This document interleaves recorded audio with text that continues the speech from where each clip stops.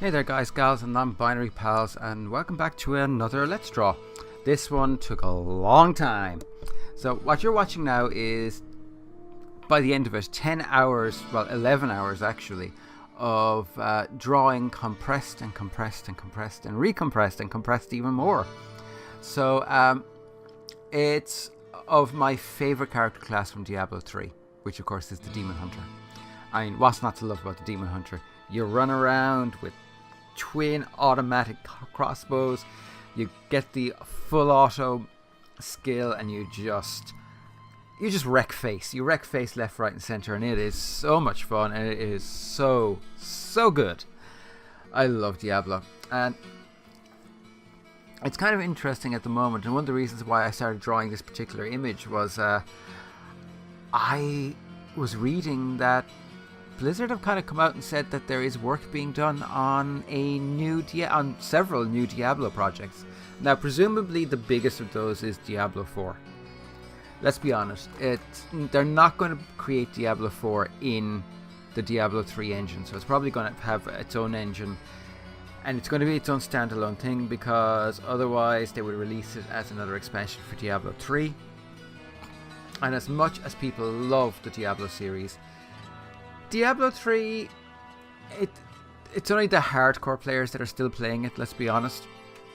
And even a massive DLC update, which amounted to Diablo 4, would probably not bring most of those back. But the pure hype and excitement for a Diablo 4, that would bring a lot of people back to the playground of Diablo and Tristram. Although, fuck knows what they can do to Tristram this time.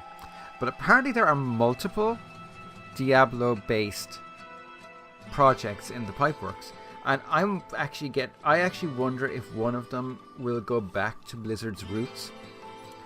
What do I mean by that? I mean real-time strategy.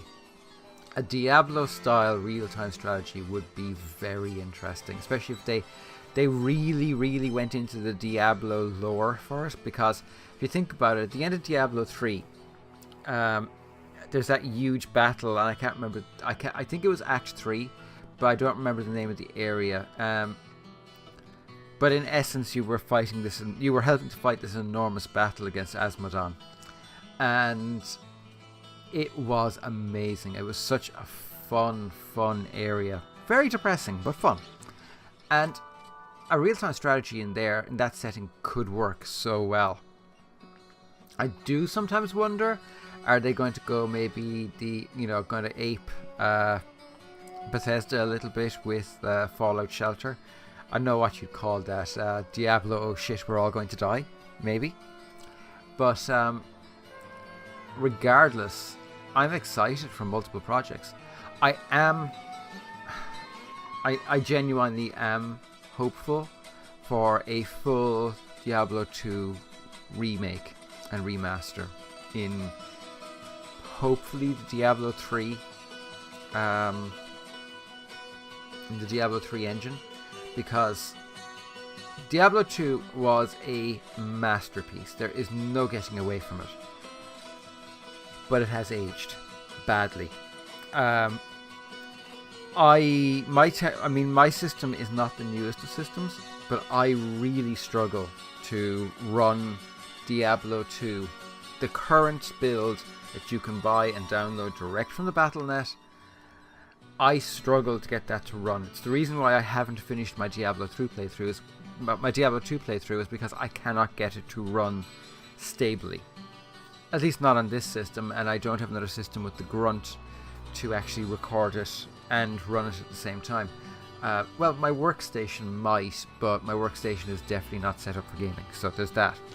I am really hopeful for that. I would love to see a Diablo 2 re-release before Diablo 4 comes out. Because let me tell you, if they do that, this channel will be going back to its roots. We will be doing Diablo 2. We'll probably do the Diablo trilogy back to fucking back. And that, my friends, oh, that would be something special. I mean, can you imagine? I mean, the last time I did Diablo 1, I did it as the rogue. This time I would probably do it as the warrior, or maybe actually the magician. The sorcerer could be interesting, the magic user. I would do that, and then I would probably do Diablo 2 as not a Boazon, maybe as a paladin or an assassin. Actually, an assassin playthrough would be really interesting. I've never actually done that. I've played the first level as an assassin, and that's all. The first act, I should say. And then Diablo 3, I would re-experience as a barbarian, because I haven't played it. Hang on, have I played it as a barbarian? I don't think I've played it as a barbarian. That could be entertaining. So yeah, I am excited for more Diablo. I am so excited for more Diablo, and I'm ready. I am ready to go back to Sanctuary and kick all of the asses, taking none of the names. But yeah, we will see what happens. As I said, I'm hopeful. The actual Let's Draw, the reference image I used for it is from the DeviantArt gallery of this incredible cosplayer. Her DeviantArt ID is SPCats Tasha, and I'll have a link in the description to her DeviantArt page. And yeah, I mean, I took a lot of liberties with it. I altered quite a bit from it because I loved the style. I loved the stance she was in and the position she put herself in and the way she posed. But I wanted to make my Demon Hunter at the same time, and we all know at this stage I have a thing for women around my own age that have pure white hair. So this character has pure white hair, and I also altered other things like some of the colors, the stance I changed a bit to make it more cartoonish, I suppose. And I messed around with a few new techniques with this one. We haven't really got to them yet. This is just my bog standard way of coloring, although I am working on a different way of doing it that will get me the same quality, but without the time-consuming nature of doing the color and then cutting back one layer at a time. See, one of the things is I use Art Rage at the moment, and with Art Rage, if you use the roller tool, the different layers of paint act like paint, so they bleed into each other to a degree. And, you know, that's a serious pain in the butt. It is not fun. So I'm messing around with its marker tool, because you can do that in different layers and it doesn't have that issue. And I'm thinking, if I do it just right with the marker tool, and I do my cut, and I layer, and I do the layers, like if I go from the most, like the color used most, to the next most used color, to the next most used color, to the next most used color, one on top of each other, I should only have to cut back once, because each subsequent layer will mask the color for itself. But it's something I've never done before, and I'm kind of messing around with it at the moment, trying to learn how to do it. And it's one of the things about basically teaching yourself to be an artist, is you're essentially inventing these techniques for yourself or reinventing them for yourself. And yes, of course, I do an awful lot of I've done this entire layer and I don't like it, so now I'm going to delete it. And it kind of works for me. It's a way of drawing that just works for me. It works with the way I think and the way I like to draw. But it is time consuming, and I want to speed that up a little bit, because this is all training towards webcomics. And the thing about webcomics is you cannot fuck about with your time management, because you need to get it done, and you need to get it done quickly.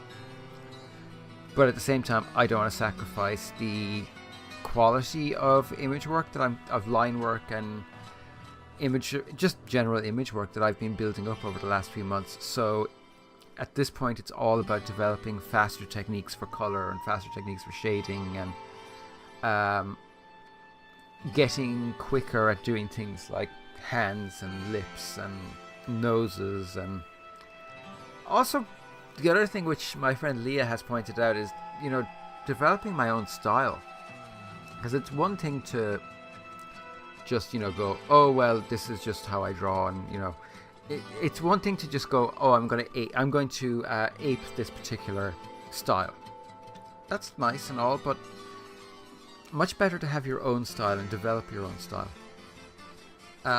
So one of the things that I spent some time here, and you're about to see it, is I spent some time working on trying to figure out how to do kind of worn, somewhat tired metal armor, like old scavenged metal armor, because let's be honest here, demon hunters are a hardy and very common sense folk. If it's already there and it's usable and it's going to give them an advantage, they'll just fucking use it. So the idea of scavenged armor, it's not going to be perfect, it's not going to be flawless. You might get a piece like her left arm piece, which is almost flawless, but then her right arm piece looks different because it's more battered in different ways. And I've been also working quite a lot on my highlighting, because it's definitely somewhere where I'm somewhat lacking in skill, but I am getting there. There is no denying I am getting there, and I am enjoying getting to where I'm getting. So yeah, I'm going to be saying goodbye now in a minute, and I'll let you enjoy the rest of this. There isn't a whole lot more left to be quite honest. The other thing in it of note was the background. You won't see it just yet, but I'm very proud of the background. I did this messing around with layering and blending of colors on separate layers to create this kind of brownish green tinge in blockwork. I'm quite proud of that. I have my marching orders from my friends on Facebook as to my next 3 pieces of artwork, so there will be another Let's Draw hopefully this day next week, maybe even sooner. In the meantime, I hope you have a great week. I'll be back again soon with something new. In the meantime, be good, and bye for now.